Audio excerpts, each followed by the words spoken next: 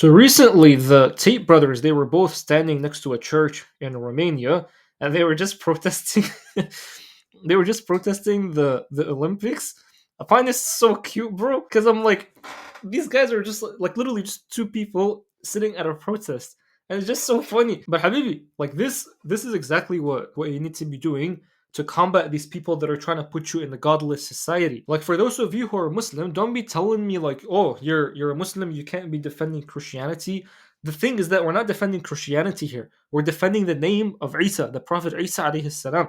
So when you're saying these Olympics, and you've seen my recent video that talked about them, when you're seeing these people that are just making fun of Christianity and they're making fun of Jesus, they're making fun of Jesus, but that means like they're trying to put you in a society that's godless, a society that doesn't have religion in it. And if you get into a society that has no religion in it, don't be thinking that's a good thing. Because there can never be a society with no religion. Because if the religion is not Christianity or Islam or Judaism, then the religion is something else. And that religion is going to be something like science or something like pure atheism, something that has no morals. So when we're seeing the Tate brothers doing something like this, bro, I don't care what the Tate brothers did in the past. Like, this is something that everybody that believes in God, everybody that believes in Allah, should be supporting such a thing. So I don't even care if you guys are like, oh, Andrew Tate, he did this and he did that and blah, blah, blah.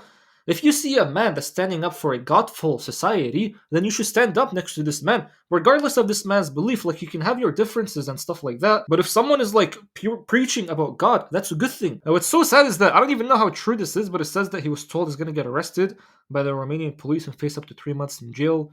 I mean, that's insane, bro. Now, listen, I don't care about protests, bro. I think protests have no influence. That's the first thing. But the purpose of the Tate brothers was not just to like sit at a church and protest. Their purpose was that they want to make a YouTube video, or just a video, not even a YouTube video, and this video is going to go viral. That's the whole point. And then through this video, more people are going to be realizing, like, dang, bro, like these two people are actually right. And this right here is just some of the stuff that Andrew Tate was talking about. If you have something in life and you don't stand up for it, it will not last. If you have a house, you don't maintain it, it will fall down. It's the same with religion. If you Christians don't start standing up for things, when they mock you publicly and openly, you'll have no religion left.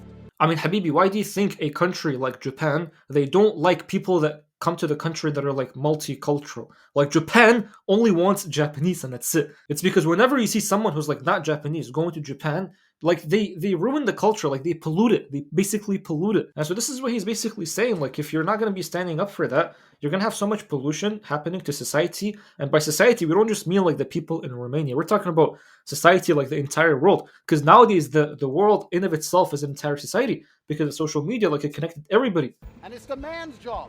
It's the job of men to defend things. This is what a man is supposed to do. It's man and woman for a reason, but the man is a fighter. The men have to stand up and fight against these things. And you know what, bro? You might think this stuff doesn't work, like the whole boycotting thing, but it actually does, man. Not gonna lie, it actually does. There was a company that just pulled out their advertisement in the Olympics because they're like, we can't do that. Like we're a Christian company, and us giving money to the Olympics, and they're mocking the religion and stuff. We can't do such a thing. So they actually pulled out their money, which is good because you're making them starve. But you know what? I'm making this video not just because of this, because I'm pretty sure all of you guys know this whole thing. But I have some stuff that I've done some research on. So this guy right here, Dr. Kek on Twitter, he actually posted some pretty interesting video. So if you look right here, right, just look at this stuff. So this is the Olympics. This is the Olympics, and I've made a video about it. But then look at this. Remember how I told you there was like the pale horse and this white knight, which is basically a reference to the Bible, talking about how, like I think the end of times or the Antichrist or the Christ. But Habibi, this guy's actually right. What if this whole thing that we're seeing is not just a ceremony, but it's an entire ritual? And the proof behind that is this. So back in the day of 2012, the Olympics, right? The Olympics, it basically looked like this, which was so weird. They were basically showing like a bunch of nurses with kids on the beds. And then if you actually watch the videos, it wasn't just kids, it was like adults in beds, and they looked like they were basically being quarantined. Like the kids looked like they were being quarantined. And then they were showing like the angel of death right here, or whatever this thing is, and like a bunch of people dying. And this was in 2012, bro. And so what happened right after that? 8 years after, immediately everybody was just stuck in quarantines. Everybody was supposedly dying. Everybody was in hospitals. So I'm like, what if this whole thing is just basically a foreshadowing to what's about to come? So this year is 2024. What if 8 years from now or whatever, we're basically going to see something like this, which is like the white knight, and then you'll see like honestly, I have no idea what this whole thing represents, but just the whole calf thing here, which is basically like a symbol for disobedience towards God, because that's what it was, I think, in the Bible actually. Because I told you, right? Like the way that the shaitan works, he wouldn't just go and do something without even warning you. The way the shaitan works is that he will tell you like this thing would kill you, so that on the day of judgment he's basically gonna be like, I told you already, but then you listen to me. Like, remember when we saw this whole ad about the Balenciaga stuff, and then everybody was basically saying Balenciaga does like stuff about pedophilia. Like, the reason why they were showing this thing right here in the advertisement is because like they were doing pedophilia obviously, but then they want to show you just so that people are going to be like, okay, now like they're fine with it. That's how the devil works. It's going to be like, oh, the people are fine with it, so then we can get away with it. So the devil's always going to tell you what he's going to do, and then the excuse when the day of judgment comes is that he's just going to be like, I told you, but you didn't listen to me, so just blame yourself.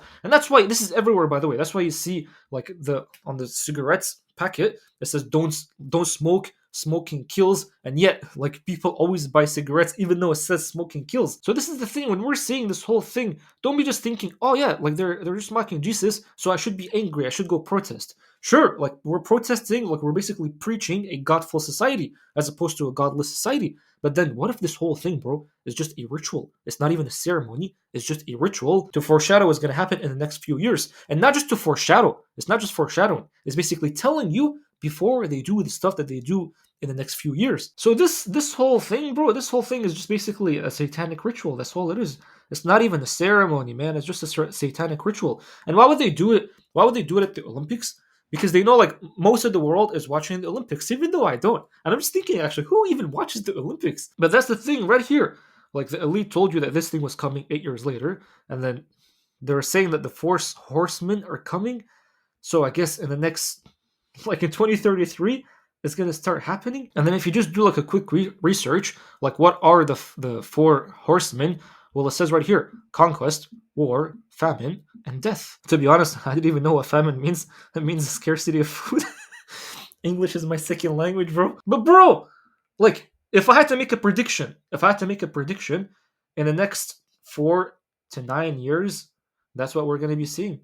We're gonna be seeing an entire apocalypse. We're going to be seeing conquest. We're going to be seeing war, a lack of food, and as a result, death. But like they're not foreshadowing it. They're telling you what they're going to be doing. So if you see something like World War III or whatever, like all these things, they already told you, bro. They already told you. So when you see these things happening, the shaitan's going to come and be like, I already told you, but you just didn't listen. Like, I have conviction that it is going to happen, even though I told you. When you have conviction of a thing happening, most likely it's going to happen. So maybe we're the ones that are manifesting it because they put it into our brains and then we just manifest it on the outside. But no, bro, this whole thing is just foreshadowing, man. They're telling you what they're going to be doing. And so what's the whole solution? Well, the solution, if you were back in 2012 and COVID was coming, shouldn't the solution be like start an online business just so that you're not stuck to your job and everything was going downhill? You still have an income stream, or like have multiple passports so that if you're basically stuck in a country like I am, you're still able to leave because you have a second passport. And also like to have like you own land, and then if you don't own land, the what's it called, the homeowner can just kick you out easily. Well, I'm pretty sure it's the same thing here, bro. If there's going to be conquest, war, lack of food, and death, first of all, if death is coming, you guys are going to be like, oh, what's the point? We're just going to be dying. But no, that's such a weak way of living, being like, oh, I'm just going to die, so what's the point of surviving? If a zombie apocalypse came, you still have to do your best to survive, habibi. But the first thing is that, again, I think it's the same exact stuff. Have an online business that is making you money. Have not a scarcity, but like an abundance of food that you can just keep in case there's like literally a scarcity of food. But if there's going to be conquest and war, shouldn't that mean that you should be skilled in like using the sword or using the guns? So you should be able to like know how to use such stuff. But also children, man. You should be having a bunch of children. In 8 years, I don't even think I'm going to be able to get the 12 kids that I want to get. But at least like there should be at least 4 kids. Inshallah, 4 kids that are gonna pop out from my genes. But yeah, bro, when this stuff starts happening, like you've heard it here first. I mean, I've heard it from Max Prime, but you've heard it in this YouTube video first. And by the way, I made a whole course on, well, I called it effortless rizq, on how to basically attract the rizq through the Quran. You combine the teachings that you see in this course, and then you actually go and you do something like make money online. You combine those two things together, just watch how easy it's gonna be. Like, trust me when I say it's gonna be way easier to attract the wealth and to succeed in the business without this whole course, like without the teachings in this course. I don't think I was even gonna be able to make money online. So in the description, there's a whole video that you can just watch it for free. How long is this whole video? Well, I can't even see because I disabled it. But it's around, like, I believe 30 minutes. But the teachings are beautiful, bro. They're actually beautiful. And inshallah is gonna help you able to like become bulletproof through this whole thing. Because without money, bro, you can't even learn how to fight. You can't even acquire multiple passports. You can't even get married to have multiple kids. But this is interesting, bro. Like, it's kind of interesting to see what the next few years are gonna be like. But yeah, bro, I mean, the Tate brothers, what they're doing, in my opinion, is actually good, regardless of what you think of them. Like, a godful society is way better than a godless society. But learn how to become independent, man. Don't just depend on like the government or the job or literally anything. Just don't depend on anything. The only thing they should be depending on is just Allah. So I'm hoping that even this course is gonna help you do that. But hope this whole video was helpful, man. If it was, just let me know.